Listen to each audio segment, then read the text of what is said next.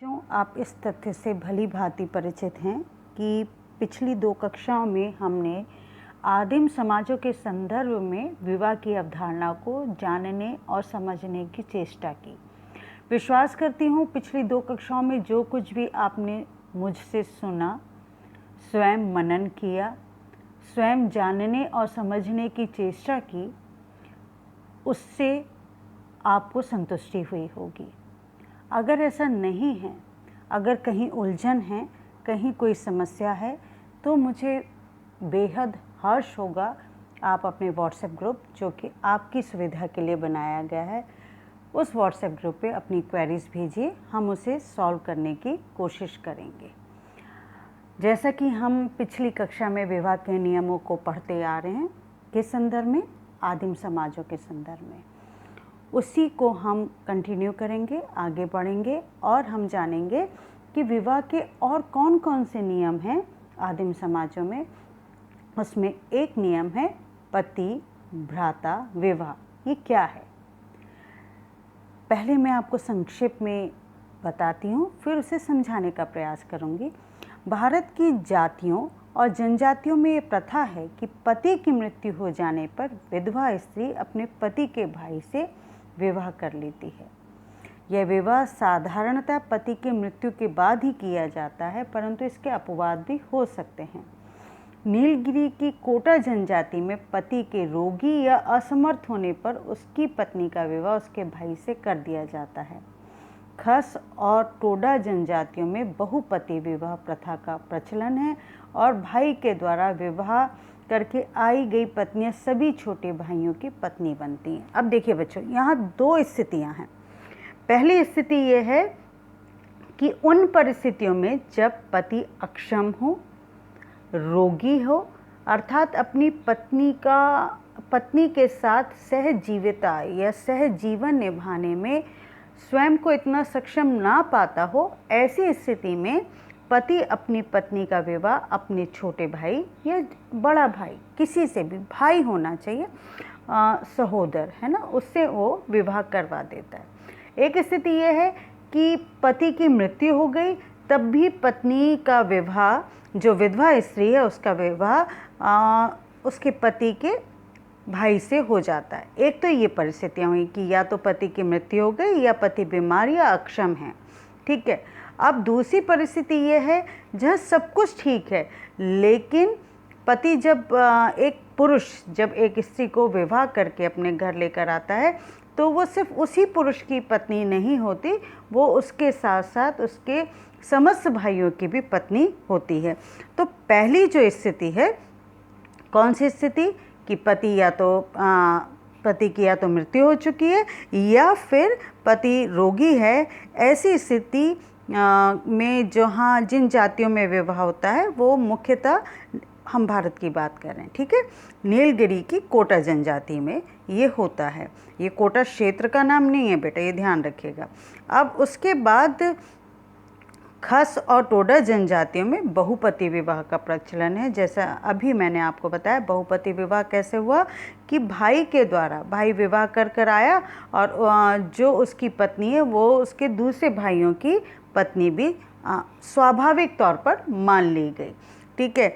अब ये बात महत्वपूर्ण है कि अनिवार्य नहीं है कि वह पति की मृत्यु के बाद ही देवर से विवाह करे, लेकिन देवर से विवाह करना अच्छा समझा जाता है। अब देखिए, ये आदिम समाजों के संबंध में हमें विवाह प्रथा को जानना कितना आवश्यक था। जो बार बार मैं आप लोगों को महत्वपूर्ण बिंदु दोहराती हूँ और बार बार आप लोगों से जो मैं निवेदन करती हूँ कि कष्टमय स्थिति यह है कि प्रथम वर्ष में आपको लगता है आपने विवाह की प्रथा को पढ़ लिया, विवाह की अवधारणा को पढ़ा, समझा, उसकी परिभाषा को जाना। इससे पूर्व हमने परिवार की अवधारणा को पढ़ा और समझा था। और विवाह का जब आपकी विवाह की अवधारणा को हम पढ़ के समझ के समाप्त करेंगे और उसके तमाम तरह के असाइनमेंट्स को हम पूरा करेंगे, उसके बाद जब हम नातेदारी की प्रथा को भी पढ़ेंगे तो आपके मन में एक बहुत बड़ा प्रश्नवाचक चिन्ह क्या आता है कि इसे पढ़ने की आवश्यकता है क्यों, जब हम प्रथम वर्ष में पढ़ चुके हैं। बच्चों, ये मैं बहुत गंभीरता से आपको ये बात दोहरा रही हूँ कि प्रथम वर्ष और तृतीय वर्ष में जो परिवार और नातेदारी और विवाह की अवधारणा है, उसका जो बेस है, जो उसका आधार है, वो तो एक ही है। आधार क्या होगा कि विवाह की परिभाषा हमें जाननी है, या परिवार की परिभाषा हमें जाननी है, या नातेदारी की परिभाषा जाननी है, उसके अर्थ को जानना है। और क्यों जानना है? क्योंकि उसके संबंध में जो परिभाषा है, वो अर्थ है, वो एक आम व्यक्ति का तात्पर्य क्या है? जिन्होंने समाजशास्त्र नहीं पढ़ा है। लेकिन उन व्यक्तियों की अपेक्षाकृत हमने उन परिभाषाओं को जानने की चेष्टा की है जिन परिभाषाओं को निर्मित किसने किया है? अपने गहन अनुभवों के बाद, गहन अध्ययन के बाद, गहन शोध के बाद मानवशास्त्रियों ने, सामाजिक वैज्ञानिकों ने। तो ये तो पृष्ठभूमि तो एक ही रहेगी, परंतु उसके बाद जो पृष्ठभूमि के बाद जो हम जितनी भी उसके साथ जुड़ी हुई तथ्यों को पढ़ेंगे, विवाह के प्रकार को पढ़ेंगे, विवाह के नियम को पढ़ेंगे, वो जो आपने फर्स्ट ईयर में पढ़ा था वो सभ्य समाज के बारे में पढ़ा था। परंतु अब जो आप पढ़ रहे हैं वो आदिम समाजों के संदर्भ में पढ़ रहे हैं। तो ये बिल्कुल दो अलग तथ्य हो जाएंगे, इसलिए आपको बहुत गंभीरता से इसे पढ़ने की ज़रूरत है। और यकीन जानिए, जितने वीडियो लेक्चर मैं आप लोगों के लिए सोशल एंथ्रोपोलॉजी के अपलोड कर रही हूँ, अगर आपने बहुत सिंसियरली उसे पढ़ा तो विश्वास कीजिए आपके थर्ड ईयर में सोशल एंथ्रोपोलॉजी के पेपर में हर स्थिति में आपने अगर सिंसियरली सुना, पीडीएफ नोट्स को देखा, समझा, याद किया, तो आपके 60% मार्क्स से अबव आएंगे ही आएंगे। अगर आपने जो पढ़ा है उसी सिंसियरिटी से आप उसे लिखें। अब आप ये कहें कि मैडम ने तो ये दावा किया था कि 60% से अधिक आएंगे और मेरे तो 45% आए, तो ये उस स्थिति में होगा जब आप एक समाजशास्त्र के विद्यार्थी के तौर पर ना लिखकर एक सरसरी निगाह से सिर्फ इसको पढ़ा और अपने तरीके से, अपनी समझ से आपने उसका उत्तर लिख दिया, जो कि एक समाजशास्त्र के विद्यार्थी से अपेक्षित नहीं। अगर आप ऐसी स्थिति उत्पन्न करेंगे तब मैं ये बात आपसे नहीं कह सकती, ये वादा नहीं कर सकती कि आपके इतने अधिक अंक आएंगे। लेकिन अगर आपने प्रयास किया तो आप अपना सर्वश्रेष्ठ देंगे और बहुत अच्छे अंक प्राप्त करेंगे। ठीक है। अब जब हम विवाह के नियम पढ़ रहे हैं, और मैंने आपको बताया कि विवाह का एक नियम क्या है कि समूह विवाह है ना, वहाँ पर क्या हो रहा है कि एक पुरुष अपनी जब विवाह कर आया तो उसकी पत्नी उसके समस्त छोटे भाइयों की पत्नी बन गई। पर ये विवाह का नियम क्या सभ्य समाजों में? कदापि नहीं। वहाँ हर स्थिति में वैधानिक तौर पर भी, असामाजिक तौर पर भी एक विवाही प्रथा है। इसलिए आवश्यक हो गया ना हमें ये पढ़ना। और हम इस कॉन्फिडेंस में अगर रह जाते कि हमें तो फर्स्ट ईयर में हमने पढ़ लिया तो अब आवश्यकता नहीं है, तो हमारे साथ दिक्कत हो जाती। अब यहाँ पर हम ये जान रहे हैं कि यह बिल्कुल भी अनिवार्य नहीं है कि पति की मृत्यु के बाद ही देवर से विवाह किया जाए। यहाँ मैंने इतनी सारी बात आपको सिर्फ इसलिए कही कि यहाँ स्पष्ट है कि देवर से विवाह करना अच्छा समझा जाता है। क्या सभ्य समाज में अच्छा समझा जाता है? अगर आप मेरे समक्ष उपस्थित होते इस समय, यह हमारे लिए दुर्भाग्यपूर्ण है। दुर्भाग्यपूर्ण क्यों? कि ये हमारे देश में नहीं, विश्व भर में जो आपदा आई हुई है कोविड-19 की, जिसके कारण अभी हम लोग सम्मुख कक्षाएं नहीं ले पा रहे हैं, इसलिए हम वार्तालाप नहीं कर पाते। वरना एक बहुत सहजता होती है कि आप मेरी कही गई बातों को कितना समझ पा रहे हैं। इसलिए पर मैं समझ रही हूँ, मैं ये कल्पना हमेशा करती हूँ कि आप मेरे समक्ष बैठे हैं, तो जितना भी मैं आपको पढ़ाती हूँ मैं ये कल्पना करके ही पढ़ाती हूँ कि आप मुस्कुराते हुए कहेंगे कि हाँ, हम ये बात समझ गए कि सभ्य समाजों में देवर से विवाह तो छोड़िए, किसी से भी विवाह मतलब एक पुरुष ने एक स्त्री से विवाह कर लिया, अब उस पुरुष के चाहे भाई हो चाहे कोई भी हो, उनसे विवाह बिल्कुल भी सभ्यता का सूचक नहीं माना जाएगा। अब यहाँ उल्लेखित किया गया कि रामायण काल में रावण की विधवा से विभीषण ने तथा बाली की मृत्यु के बाद उसकी विधवा के साथ सुग्रीव ने विवाह किया था। ठीक है। तो अफ्रीका की न्यूअर जनजाति में इवांस प्रिचार्ड ने प्रेत विवाह का भी उल्लेख किया है। और उल्लेख करते हुए उन्होंने क्या लिखा? इस जनजाति में युवक की निसंतान मृत्यु हो जाने पर उसके दूसरे भाई से उसकी विधवा का विवाह होता है। वो वही बात है अलग अलग जनजातियों के संदर्भ में, और ख़ासकर उस बात को बल तब मिल जाता है जब कोई सामाजिक वैज्ञानिक या मानवशास्त्री किसी उदाहरण को देते हुए अपनी बात को उल्लेखित करते हैं, अपनी बात को रखते हैं, तो हमें और भरोसा हो जाता है कि नहीं, जो हम पढ़ रहे हैं वो बिल्कुल सही है। और इवांस पिचाट ये भी कहते हैं कि ऐसे विवाह से होने वाली संतान मृतक की मानी जाती है। याद रखिएगा कि एक व्यक्ति की मृत्यु हो गई, तब तक उसकी पत्नी गर्भवती नहीं हुई थी। विधवा स्त्री ने अपने पति के छोटे भाई से विवाह किया। विवाह के पश्चात जब संतान उत्पन्न हुई तो वो उस भाई की संतान नहीं मानी जा रही। बायोलॉजिकली तो वो भाई की संतान है, लेकिन पारंपरिक तौर पर वो किसकी संतान मानी जाएगी? वो जो स्त्री थी, उसके जिस व्यक्ति का मृत्यु हुई थी, अर्थात पूर्व पति जिनकी मृत्यु हुई थी, उनकी संतान मानी जाएगी। पति भ्राता विवाह में भी दो स्वरूप होते हैं। कौन कौन से स्वरूप होते हैं? पहला होता है ज्येष्ठ देवर विवाह। जैसा मैंने आपसे पहले कहा था, ये कोई निश्चित नियम नहीं है। मैंने बिल्कुल आरंभ में आपको, जब आज की कक्षा में आरंभ में कहा था कि हर आदिम समाज में अलग अलग नियम है। कहीं बड़े भाई से विवाह किया जाता है, कहीं छोटे भाई से विवाह किया जाता है। तो इस ज्येष्ठ देवर विवाह में क्या होता है? इस प्रकार के विवाह में एक विधवा स्त्री पति के बड़े भाई से विवाह करती है, ठीक है। और दूसरे प्रकार का जो विवाह है कनिष्ठ देवर विवाह, इसमें विधवा स्त्री का विवाह मृत पति के छोटे भाई के साथ संपन्न किया जाता है। अब यहाँ जो मूलभूत उद्देश्य क्या है? सिर्फ ऐसे ही करना है ना, इसके पीछे मूलभूत उद्देश्य क्या है कि एक तो विधवा स्त्री, भारतीय समाज में नहीं संपूर्ण विश्व में विधवा स्त्री को माना ये जाता है कि उसकी देखभाल कौन करेगा, वो अर्थ अर्जन नहीं करती, तो उसको सुरक्षा प्रदान करने के लिए उस स्त्री की देखभाल का जो कर्तव्य बोध है, उस आधार को लेते हुए, उस आधार को केंद्र बिंदुत करते हुए पति जो विधवा स्त्री हो जाती है उसका अपने देवर से विवाह कर दिया जाता है। और दूसरा एक महत्वपूर्ण कारण कि जो ब्लड लाइन है, जो वंश है, वो चेंज नहीं हो। तीसरा इम्पॉर्टेंट फैक्टर, परिवार का विभाजन ना हो, ठीक है। और क्योंकि एक लंबे समय तक साथ रहने पे एक स्वाभाविक तौर पर लगाव हो जाता है। और एक और बहुत इम्पॉर्टेंट कारण है, आपको याद होगा मैंने आपको बताया था कि सभ्य समाज में जहाँ जब बच्ची का विवाह होता है तो दहेज प्रथा आज भी भारतीय परिवार में, और आज भी क्या बहुत अधिक तौर पे काम है कि लड़की का विवाह होता है तो उसके साथ दहेज दिया जाता है।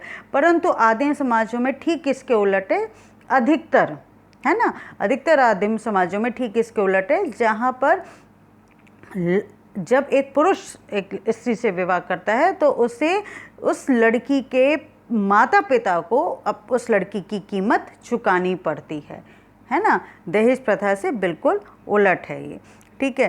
तो इतना धन नहीं होता कि वापस से उस लड़की का विवाह कहीं हो और कोई व्यक्ति उसकी कीमत चुकाए, तो इसलिए ये परिवार में ही इस विवाह को इस तरीके से संपन्न कर लिया जाता है।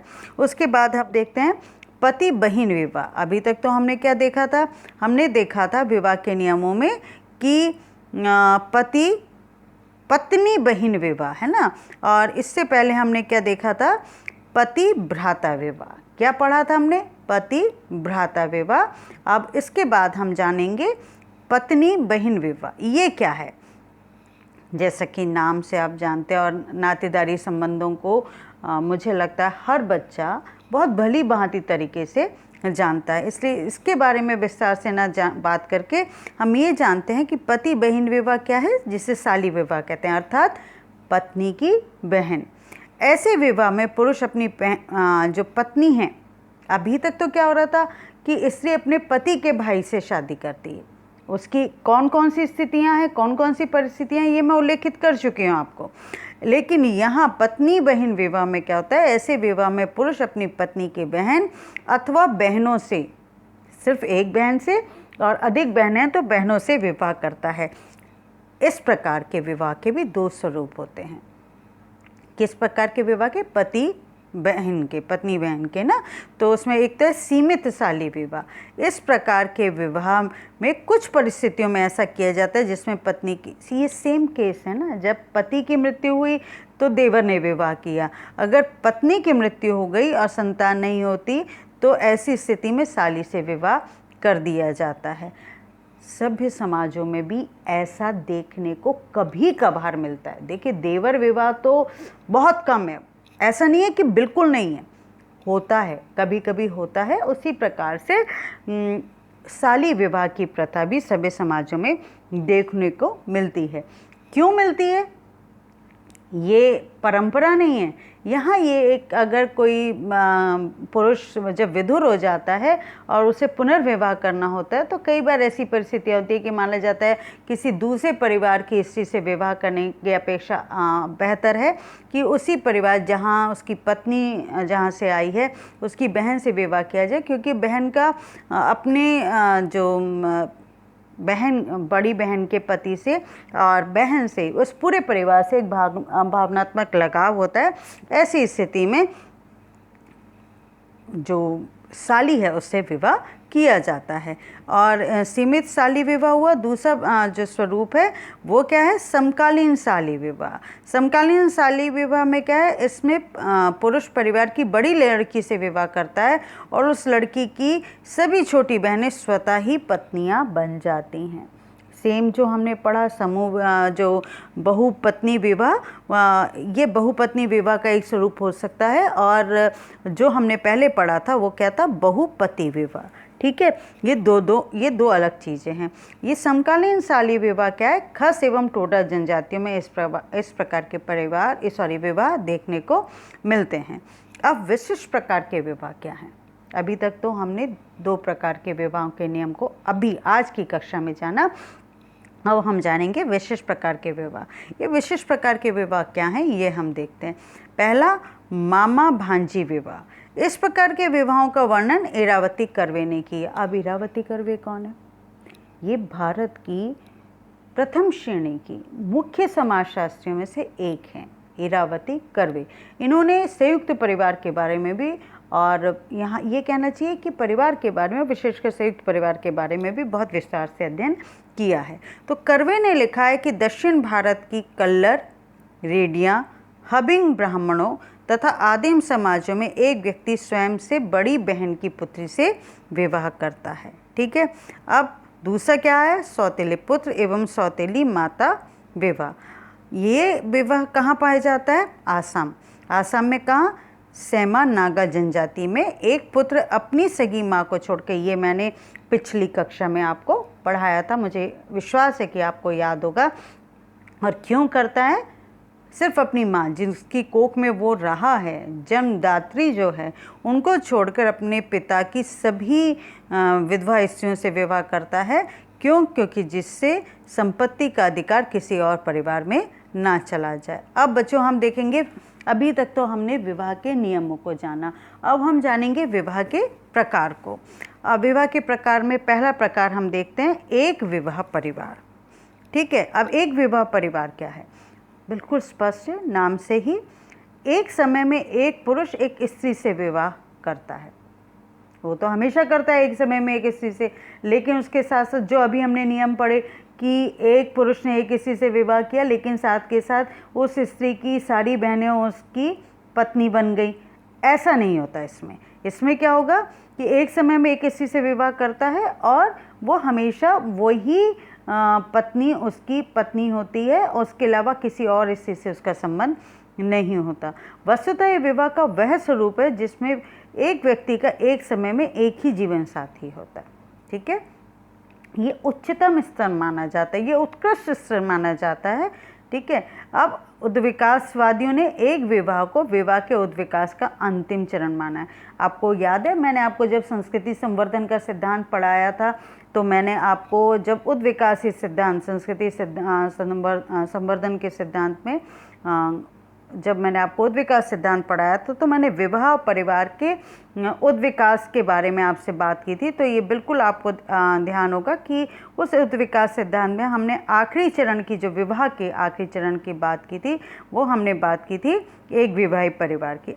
सभी समाजों में ये बिल्कुल अनडाउटली अनडिस्प्यूटेड ये वो है, कॉन्सेप्ट है कि सभी समाजों में एक विवाह को ही श्रेष्ठ माना जाता है। कुछ विद्वान तो एक पुरुष की पत्नी की मृत्यु होने के बाद भी विवाह ना करने वालों को वास्तविक एक विवाह मानते हैं। ठीक है। और इस प्रकार के विवाह जिसमें एक पुरुष जीवन में जीवन में आरंभ से लेकर अंतिम समय तक, खुद के अंतिम समय सिर्फ एक स्त्री से विवाह करता है। अगर मान लीजिए उसकी पत्नी की मृत्यु हो गई तो उसने पुनर्विवाह नहीं किया। वास्तविक तौर पर उसे ही कुछ विद्वान एक विवाही परिवार कहते हैं।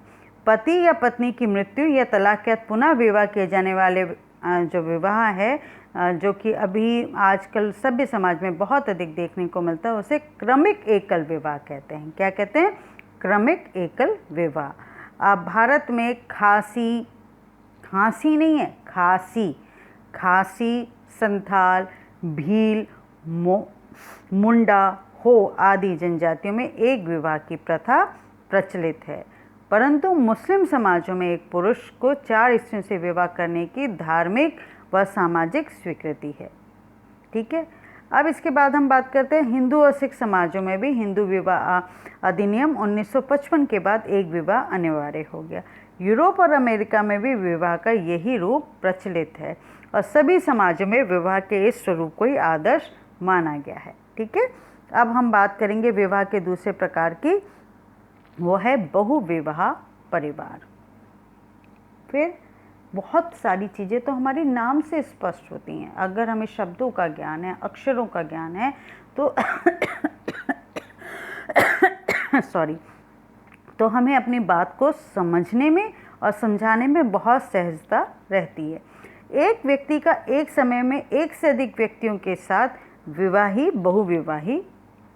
बहुविवाह कहलाया जाता है। पुरुष का एक से अधिक स्त्रियों से या स्त्री का एक से अधिक पुरुषों से विवाह करना बहुविवाह है। मजुमदार मदान ने, ये कौन है? मजुमदार मदान भारतीय समाजशास्त्री हैं। उन्होंने जनजातीय समाज में बहुविवाह के दो स्वरूप बताए, बहुपति विवाह और बहुपत्नी विवाह। अब बहुपति विवाह क्या है? बहुपति विवाह में एक स्त्री कई पुरुषों के साथ विवाह करती है, अर्थात इस विवाह में एक स्त्री के एक से अधिक पति होते हैं।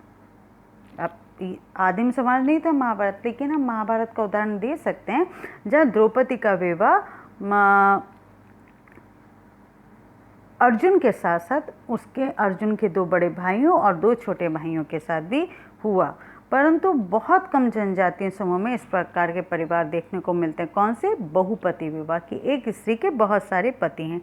भारत की तिपान, टोडा, कोटाखस एवं लद्दाखी गोठा जनजातियों में विवाह का इस प्रकार का स्वरूप प्रचलित है। भारत में बहुपति विवाह भी 2 प्रकार के होते हैं। पहला, भातृक बहुपति विवाह। अभी तक हमने भातृक बहुपति विवाह का कुछ समझा तो है, लेकिन इस रूप में नहीं समझा। जहां हमने बात की थी ना कि जब एक व्यक्ति विवाह कर आता है तो स्वभावतः वो जो उसकी पत्नी है वो उसके दूसरे भाइयों की भी पत्नी बन जाती है। तो जब कई सगे भाई मिलकर एक ही स्त्री को पत्नी बनाते हैं तो उसे भातृक बहुपति विवाह कहते हैं। हमने नीलगिरी की भी बात की थी ना। तो नीलगिरी पर्वत श्रृंखला के पास निवास करने वाली टोडा जनजाति में जब एक भाई का विवाह होता है तो उसकी पत्नी अन्य भाइयों की भी पत्नी बन जाती है। अभी बात की थी ना हमने। तो उस समय हमारा संदर्भ अलग था। उस समय हमारा संदर्भ था विवाह के नियमों के आधार पर देखना। इस समय हमारा संदर्भ क्या है? विवाह के प्रकारों के आधार पर देखना। कभी कभी तो बड़े भाई के विवाह के बाद पैदा होने वाली भाई की भी पत्नी होती है। ठीक है। अब पितृत्व का निर्धारण किसके होता है? पुरसुत पिमी संस्कार के द्वारा होता है। स्त्री गर्भवती होती है तो गर्भकाल के 5वें महीने में कोई एक भाई उससे कमान भेंट करता है और भाई गर्भ में पल रहे संतान का सामाजिक तौर पे पिता होता है। देखिए, बायोलॉजिकल जब एक स्त्री 5 पुरुषों के साथ अपना विवाहित जीवन जी रही है तो ये कहना बहुत मुश्किल होता है कि बायोलॉजिकल फादर कौन है। तो इसलिए सामाजिक तौर पे पिता कौन है, इसके लिए ये नियम बनाया गया है। और जब स्त्री गर्भवती है और 5वें माह में इस प्रकार के संस्कारों का निर्वहन किया जाता है तो जो 5 भाई हैं या 4 भाई हैं उसमें से जिस भाई ने संस्कार का निर्वहन किया है तो होने वाली संतान का सामाजिक तौर पे वो पिता होता है। यह सामाजिक पिता एवं प्राणीशास्त्रीय पिता अलग अलग हो सकते हैं। मैंने अभी आपको बताई नहीं वाली बात कि ये बहुत मुश्किल है कि बताना कि बायोलॉजिकल फादर कौन है। तो यहाँ पर ये प्रथा कहाँ है? देहरादून के जौनसार, बाबर नहीं है, बावर। फिर परगना, टेहरी गढ़वाल उत्तरांचल के कुछ भागों में निवास करने वाले जनजातियों में अपने को पांडवों की संतान मानते हैं और भातृक बहुपति विवाह प्रथा का अनुसरण करते हैं। ये जनजातियाँ कौन कौन सी? देहरादून की जौनसार, बावर, परगना और टेहरी गढ़वाल उत्तरांचल के कुछ भागों की जनजातियाँ। खस जनजाति में सबसे बड़ा भाई ही विवाह करके स्त्री लाता है और शेष भाई स्वतः ही पति उसके हो जाते हैं। बड़े भाई का पत्नी पर विशेष अधिकार होता है, वो पत्नी का अन्य भाइयों से यौन व्यवहार तय करता है। यहाँ यौन व्यवहार का तात्पर्य क्या हुआ कि बड़ा भाई जो विवाह करके लाया वो ये निश्चित करता है कि जो उसकी पत्नी है वो अपने छोटे भाइयों के साथ कब किस समय व्यतीत करेगी और पति और पत्नी का जो जीवन है उसे व्यतीत करेगी। यदि बड़े भाई और छोटे भाई की आयु में अधिक अंतर होता है तो छोटे भाई के लिए एक और पत्नी लाई जा सकती है, लेकिन विवाह बड़ा भाई ही करता है। खस जनजाति में बच्चे बड़े भाई को भेड़ी बाबा, दूसरे को डंगर बाबा तथा तीसरे को भिंडी बाबा कहते हैं। ठीक है, अब हम देखते हैं इसके बाद कि हमें ये जानने और समझने की हम चेष्टा करेंगे कि विवाह के और कौन कौन से प्रकार हैं। आज के लिए मुझे लगता है इतना ही आप लोगों के लिए काफ़ी है, क्योंकि जब मैं ये लगातार इस बात को नोटिस कर रही हूँ कि जब मैं आपके लिए 30 या 35 मिनट का वीडियो बनाती हूँ तो बच्चों की देखने की संख्या बहुत कम होती है, और उसके पीछे मैं ये रीज़न भी समझती हूँ कि आधा घंटा आपके लिए किसी चीज़ को बहुत संवेदनशीलता के साथ, बहुत सिंसियरिटी के साथ सुनना और समझना शायद थोड़ा सा मुश्किल होता है। इसलिए पिछले 2 दिनों से मैंने ये निश्चित किया है, मैं इसे ट्रायल बेसिस पे देख रही हूँ कि मैं थोड़ा सा कम समय कर दूँ, जिससे ये मैं नोटिस करना चाहती हूँ कि क्या पता आप एटलीस्ट इतने टाइम पीरियड के वीडियो को तो देखें। अब लेट्स सी आप लोगों की तरफ से कैसा रिस्पांस मिलता है, और आशा तो यही करती हूँ कि आप बहुत ध्यान से पढ़ेंगे, समझेंगे। और साथ ही साथ मैंने फिर आपसे निवेदन किया कि मानव प्रकृति ये होनी चाहिए कि जब हम किसी से किसी भी प्रकार की सहायता लें तो हम उसका आभार अवश्य प्रकट करें। आपके लिए आपका ये जो समझ सामग्री है, आपको पढ़ाने के लिए, आपके हितार्थ के लिए, आपके हित के लिए मैंने ये सारी सामग्री कोटा ओपन यूनिवर्सिटी के जो सोशियोलॉजी का सिलेबस है, जो सोशियोलॉजी की जो पाठ्य सामग्री है उससे सहायता लिए। तो मैं कोटा ओपन यूनिवर्सिटी का धन्यवाद करती हूँ और ये आशा करती हूँ कि आप बहुत मन लगा के पढ़ेंगे और अपने जीवन में उत्तरोत्तर प्रगति के लिए निरंतर प्रयत्नशील रहेंगे। और पढ़िए, अगर नहीं समझ में आता है तो पूछिए। बहुत बहुत धन्यवाद।